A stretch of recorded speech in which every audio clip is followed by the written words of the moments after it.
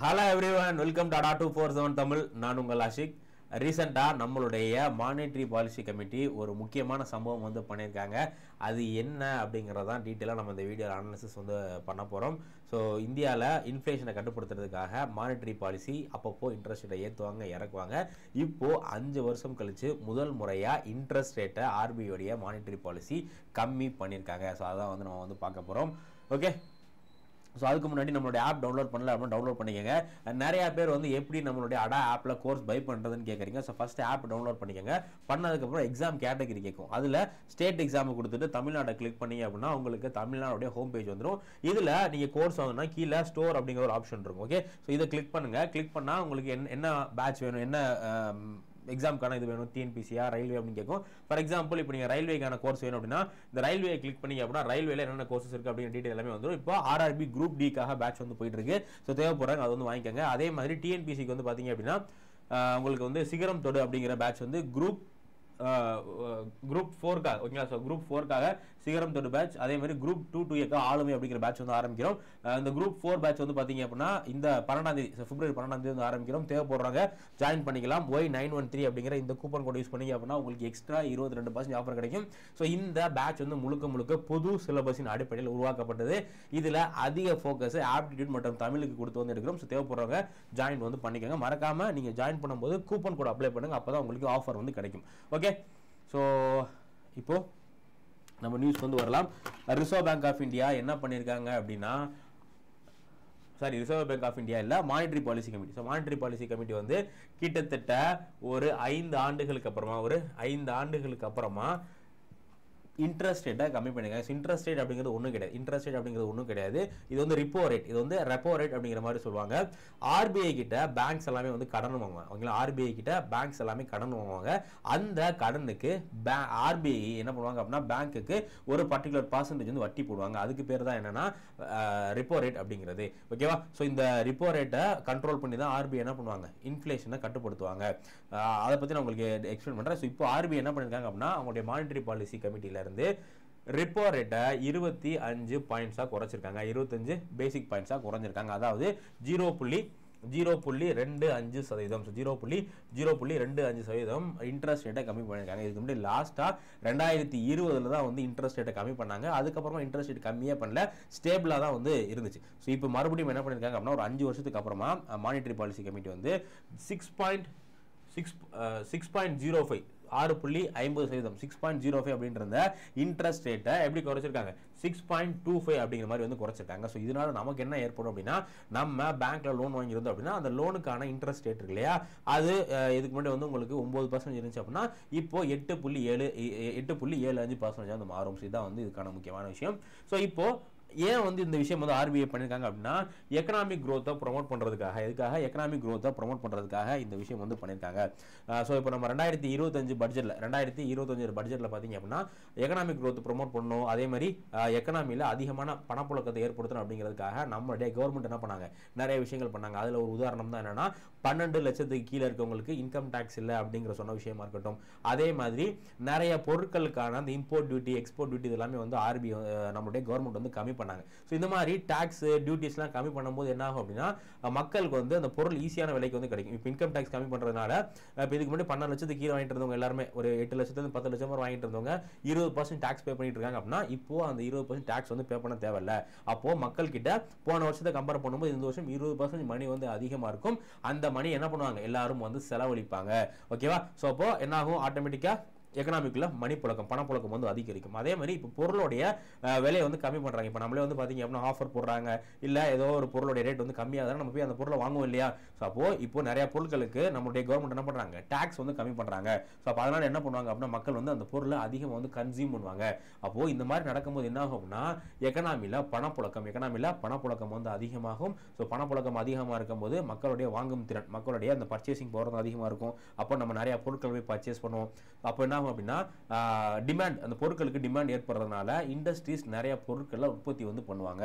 ஓகேவா, அப்போ உற்பத்தி பண்றாங்க அப்படின்னா ஆட்டோமேட்டிக்கா இந்தியாவுடைய ஜிடிபி இதெல்லாமே வந்து grow ஆகும். இதுதான் வந்து முக்கியமான கான்செப்ட்.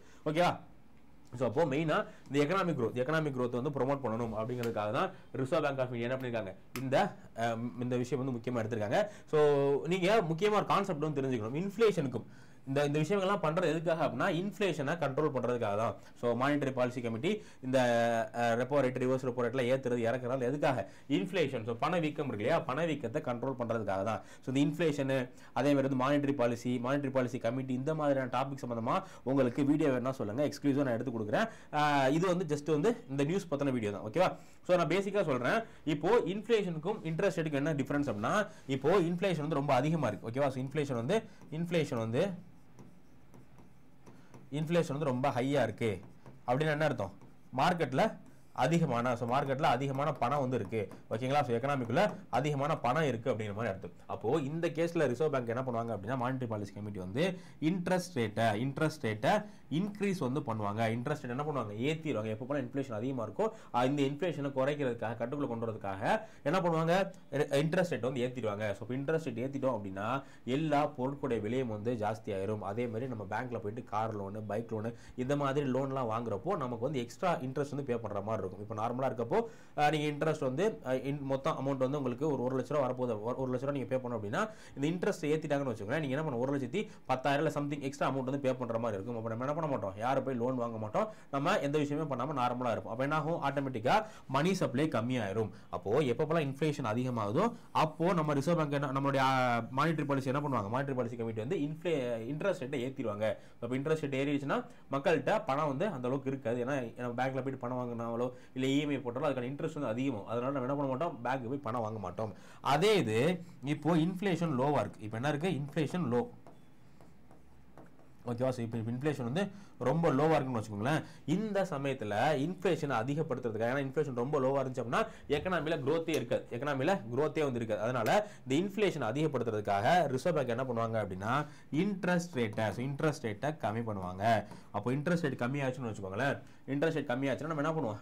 நமக்கு ஒரு பொருள் தேவைப்படுதோ இல்லையோ நம்ம அந்த பொருளை வாங்குவோம். வீடு கட்டுறதுக்கோ இல்லை கார் லோன் இல்லை சம்திங் ஏதோ ஒரு லோன் போட்டு நம்ம வாட்டுக்கு வாங்கிட்டே இருப்போம். அப்போ என்ன ஆகும்? ஆட்டோமேட்டிக்காக மணி சப்ளை, எக்கனாமியில் மணி வந்து நிறைய உள்ள வரும். ஓகேவா? ஸோ அப்போ ஆட்டோமேட்டிக்காக மணி வந்துச்சு அப்படின்னா மறுபடியும் இன்ஃப்ளேஷன் அளவுக்கு ஏறும். இந்த மாதிரி தான் என்ன பண்ணுவாங்க அப்படின்னா இன்ஃப்ளேஷன் வந்து இது பண்ணுறதுக்காக இன்ஃப்ளேஷன் டார்கெட்டிங் அப்படிங்கிற ஒரு கான்செப்ட் இருக்கு. ஸோ இந்த மானிட்டரி பாலிசி கமிட்டி டாஸ்க் என்ன அப்படின்னா இன்ஃப்ளேஷன் அப்படிங்கிறது 2-6%, 2 to 4% குள்ள தான், 2-6% குள்ள இன்ஃப்ளேஷன் இருக்கணும். ஸோ இப்போ இந்த 2 கீழே போக பார்க்குது அப்படின்னா என்ன பண்ணுவாங்க? இன்ட்ரெஸ்ட் ரேட்டை கம்மி பண்ணுவாங்க. இதே 6 தாண்டி இன்ஃப்ளேஷன் ரொம்ப ஹையா போயிட்டு இருக்கு அப்படின்னா அதை குறைக்கிறதுக்காக இன்ட்ரெஸ்ட் ரேட்டை ஏற்றுவாங்க. ஸோ இந்த மாதிரி தான் வந்து என்ன பண்ணுவாங்க அப்படின்னா ஆர்பிஐ வந்து இன்ஃப்ளேஷன் எப்படி இருக்கு அப்படிங்கிறத பொறுத்து இந்த ரிப்போ ரேட்ல இந்த இன்ட்ரெஸ்ட் ரேட்ல வந்து விளையாடுவாங்க. ஓகே? ஸோ இப்போ ஆர்பிஐ வந்து 2024 ஸோ 2025 இந்தியாவோட எக்கனாமி எப்படி இருக்குன்னு கணிச்சிருக்காங்க அப்படின்னா எக்கனாமிக் க்ரோத் வந்து 6.7%. ஸோ 2025 இந்தியாவோட எக்கனாமிக் க்ரோத் வந்து 6.7% இருக்கும் அப்படிங்கிற மாதிரி வந்து கணிச்சிருக்காங்க.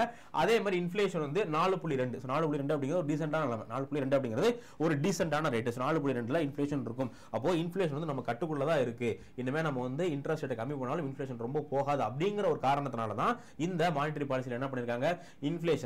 இன்ட்ரெஸ்ட் ரேட்டை அதிகப்படுத்திருக்காங்க, கம்மி பண்ணிருக்காங்க. ஓகேவா? ஸோ இப்போ ஏன் வந்து கம்மி பண்ணாங்க அப்படின்னா to stimulate the economic growth. So பொருளாதாரத்தில் இந்த எக்கனாமிக் க்ரோத் வந்து ஸ்டிமுலேட் பண்ணும் அப்படிங்கிறதுக்காக.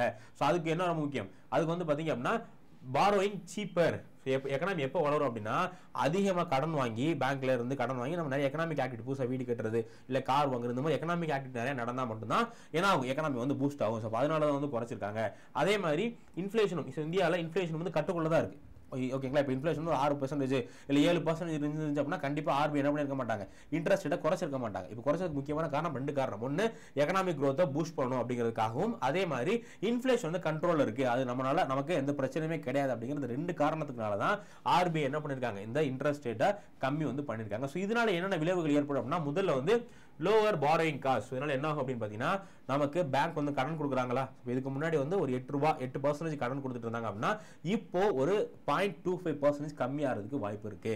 ஓகேவா? ஸோ என்ன ஆகும்? இதுக்கு முன்னாடி நம்ம இன்ட்ரெஸ்ட் வந்து அதிகமாக கட்டிட்டு இருந்திருப்போம். இப்போ வந்து இன்ட்ரெஸ்ட் வந்து கம்மியாக கட்டுவோம். இதுக்கு ஒரு எக்ஸாம்பிள் என்ன சொல்றாங்க அப்படின்னா நீங்க ஒரு 60 லட்ச ரூபாய்க்கு லோன் வாங்கியிருக்கீங்க, 60 லட்ச ரூபாய்க்கு லோன் வாங்கியிருக்கீங்க. அந்த லோனோடைய டென்யூர் வந்து 20 வருஷம் அப்படின்னா இப்போ இந்த இன்ஃப்ளேஷன் இந்த இன்ட்ரெஸ்ட் ரேட் கம்மி பண்ணிருக்காங்க 0.25%. இதனால உங்களுக்கு 20 வருஷத்துல ஒரு 4.5 லட்ச ரூபாய் கிட்ட லாபம் கிடைக்கும். கிடைக்கும். 4 லட்ச ரூபாய் கிட்ட நீங்க வந்து இன்ட்ரெஸ்ட் கம்மியா கட்டினா போதும் அப்படிங்கிற மாதிரியான ஒரு எக்ஸாம்பிள் வந்து கொடுத்துருந்தாங்க. ஓகே, ஸோ அப்போ என்ன ஆகும் அப்படின்னா லோ பாரோயிங் காஸ்ட் நம்ம வந்து வட்டி கட்டுற இது வந்து ரொம்ப கம்மியாகும். அதே மாதிரி வந்து பாத்தீங்க அப்படின்னா higher credit flow. So bank are expected to lend more as lowest interest rate, make the credit more accessible. So என்ன ஆகும்னா பேங்க்லயும் நிறைய பணம் வந்து ரெண்டிங் பண்றதுக்கு இருக்கும். அதே மாதிரி நிறைய பேர் வந்து பேங்க்ல பணம் வாங்குறதுனால பேங்கோடைய அந்த கிரெடிட் ஃப்ளோவும் வந்து கரெக்டா இருக்கும். அதே மாதிரி முக்கியமா increasing spending and investment. So நம்ம இப்போ லோன் வாங்குறோம்னா அந்த அமௌண்ட் சும்மா வச்சிருப்போமா, சும்மா வைக்கிறதுக்கு லோன் வாங்குறோம். சம்திங் ஏதோ கார் வாங்குவோம், இல்லை பைக் வாங்குவோம், இல்லை ஆரம்பராம செலவு பண்ணுவோம், இல்லை டூர் போவோம், ஏதோ ஒரு விஷயம் இஎம்ஐ போட்டு மொபைல் வாங்குற மாதிரி ஏதோ விஷயம் பண்றோம் இல்லையா.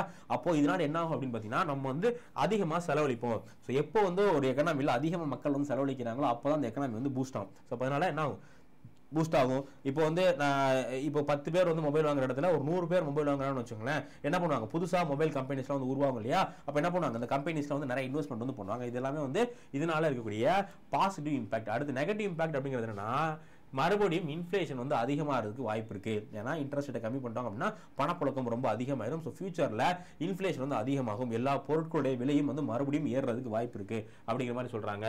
அதே மாதிரி லோ சேவிங் ரிட்டர்ன். இது என்ன அப்படின்னா இப்போ நம்ம பேங்க்ல பணம் போடுறோம், நம்ம பேங்க்ல எஃப்டியில் அதே மாதிரி சேவிங் அக்கௌண்ட்லாம் பணம் போட்டோம் அப்படின்னா நமக்கு என்ன பண்றாங்க, இன்ட்ரெஸ்ட் வந்து கொடுக்குறாங்களா, ஒரு 4% 5% இன்ட்ரெஸ்ட் கொடுப்பாங்க. இப்போ இந்த இன்ட்ரெஸ்ட் ரேட்டை கம்மி பண்ணதுனால நமக்கு பேங்க் கொடுக்கக்கூடிய இன்ட்ரெஸ்ட் ரேட்டும் கம்மியாயிரும். இதுக்கு முன்னாடி உங்களுக்கு 4% இன்ட்ரெஸ்ட் கொடுத்துட்டு இருக்காங்கன்னு வச்சுக்கோங்களேன். இப்போ இதை கம்மி பண்ணதுனால, இந்த ரிப்போ ரேட்டை கம்மி பண்ணதுனால நமக்கு 3.75% தான் இது வந்து கொடுப்பாங்க. ஸோ அதனால நீங்க இன்ட்ரெஸ்ட் பேங்க்ல வந்து டெபாசிட் வந்து பண்ணி வச்சிருந்தீங்க அப்படின்னா கண்டிப்பா அதுக்கு பேங்க் கொடுக்கக்கூடிய இன்ட்ரெஸ்ட்டும் வந்து கம்மியாயிரும். ஓகேவா. ஸோ இதுதான் வந்து மானிட்டரி பாலிசி சம்பந்தமான ரீசெண்டாக நடந்த முக்கியமான விஷயங்கள். இதை பத்தி உங்களுக்கு டீடைல் வீடியோ வேணும், எக்கனாமிக் வீடியோ வேணும், இன்ஃப்ளேஷன் என்ன அப்படிங்கிற ஃபுல் வீடியோ, இன்ஃப்ளேஷன் டைப் பண்ண அப்படிங்கிற வீடியோஸ், அதுக்கப்புறமா வந்து மானிட்டரி பாலிசினா என்ன, அதே இன்ஃப்ளேஷன் டார்கெட்டிங் என்ன அப்படின்னு எக்ஸாம் பெர்ஸ்பெக்டிவ் டீடைல் வீடியோ வேணும் அப்படின்னா நீங்க கமெண்ட் செக்ஷன்ல கமெண்ட் பண்ணுங்க. கண்டிப்பா நான் வந்து வீடியோ எடுத்து போறேன். வேற எந்த டவுட் இருந்தாலும் நீங்க கீழே கொடுத்துருக்க நம்பருக்கு வந்து காண்டாக்ட் பண்ணுங்க. அதே மாதிரி உங்களுக்கு நம்மளுடைய ADA 247 ஆப்ல டெய்லி வந்து current affairs material, current affairs quizzes, magazines, article இந்த மாதிரி எக்கச்சக்கமான விஷயம் வந்து போட்டுட்டு இருக்காங்க. கீழே நம்மளுடைய ADA 247 ஆப்க்கான லிங்க் இருக்கு, மறக்காம எல்லாருமே ஜாயின் பண்ணுங்க. ஸோ வேற எந்த டவுட் இருந்தாலும் நீங்க எனக்கு வந்து இந்த மெயில் ஐடிக்கு மெசேஜ் பண்ணுங்க. ஸோ டெய்லியும் காலையில் 7 மணிக்கு நம்மளுடைய கரண்ட் அஃபேர்ஸ் செஷன் வந்து போயிட்டு இருக்கு. டிஎன்பிசி, SSC, RR இந்த மாதிரி எல்லா எக்ஸாமுக்கும் சூட்டான கரண்ட் அஃபேர்ஸ் சீரிஸ் வந்து போயிட்டு இருக்கு. மறக்காம எல்லாரும் டெய்லி காலையில் 7 மணிக்கு அட்டன் பண்ணுங்க. Thank you guys, thank you.